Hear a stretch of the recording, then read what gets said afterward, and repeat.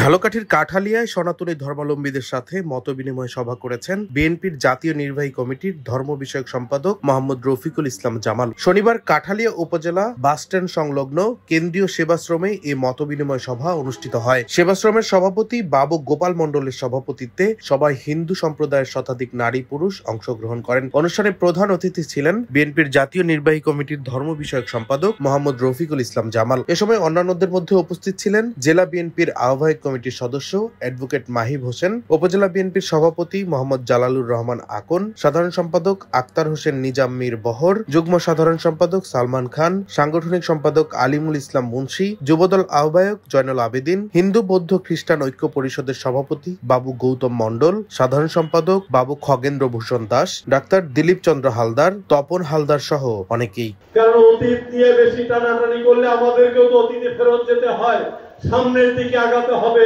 উন্নত বিশ্বের দিকে আমাদেরকেও কাঁধে কাঁধ মিলিয়ে বাংলাদেশে একটি উন্নত দেশ হিসাবে প্রতিষ্ঠা করতে হবে। ডেস্ক রিপোর্ট, দৈনিক ডেস্টিনি।